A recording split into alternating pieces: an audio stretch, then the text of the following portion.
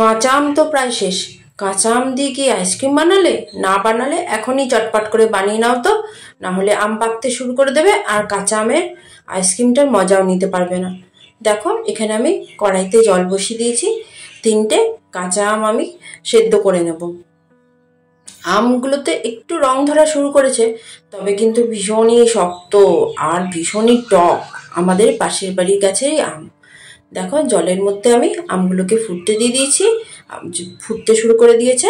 কিছুক্ষণ ফোটার পর গ্যাসটা নিভিয়ে দেবে, আমগুলো তাড়াতাড়ি নরম হয়ে যায়।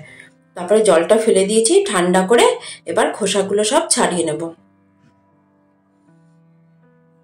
আর আমি যেভাবে বানাচ্ছি খুব সহজভাবে এইভাবে বানিয়ে নাও, দেখবে জাস্ট ফাটাফাটি হয় খেতে আইসক্রিমটা। চলো আমার এই 3টে আমেরই খোসা ছাড়ানো হয়ে গেছে, এবার এগুলোর থেকে চটকে চটকে পাল্পগুলো বার করে নেব।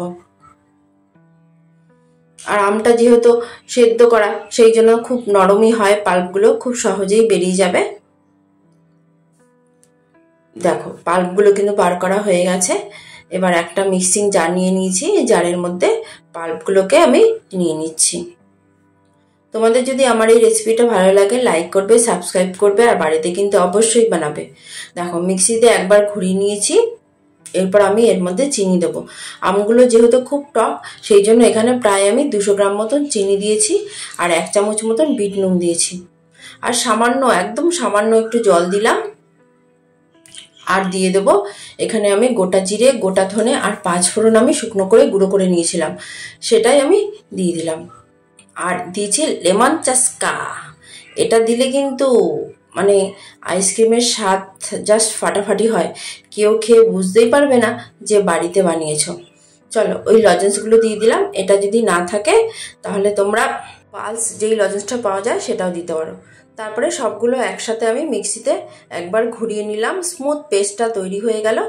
এবার আমি এই জারগুলোর মধ্যে দিয়ে দিচ্ছি। জারগুলো মানে এটা আইসক্রিমই ছিল, এর মধ্যে শেষ হয়ে গেছিলো, আমি রেখে দিয়েছিলাম, সেটার মধ্যে এইগুলো সব দিয়ে দিলাম। প্রত্যেকটার মধ্যে দেখো ভর্তি ভর্তি করে দিয়ে দিচ্ছি। আর এটা কিন্তু খুব ঘন একটা মানে ব্যাটার তৈরি হয়েছে বলতে পারো। দেখো আইসক্রিমের কাঠিগুলো শুধু শুধু মানে শক্ত হয়েই এর মধ্যে গেঁথে যাচ্ছে, দেখেছো? একটুও কিন্তু কাজ হয়ে যায়নি। এবার ওটাকে আমি 7-8 ঘন্টা ফ্রিজে রেখেছিলাম, ফ্রিজ থেকে বার করে নিয়ে আসলাম 7-8 ঘন্টা পর। কত সুন্দর জমেছে, আর বিশ্বাস করো খেয়েছিলাম, খেতে জাস্ট ফাটাফাটি হয়, খুব সহজেই কিন্তু এটা বানানো হয়ে যায়। এরপর দেখো এটা একটু নাড়াচাড়া করে নিলাম, এবার তোমাদেরকে বার করে দেখাচ্ছি কত সুন্দর লাগছে দেখতে। তোমরা কিন্তু অবশ্যই বাড়িতে বানাবে, খেতে জাস্ট ফাটাফাটি হয়।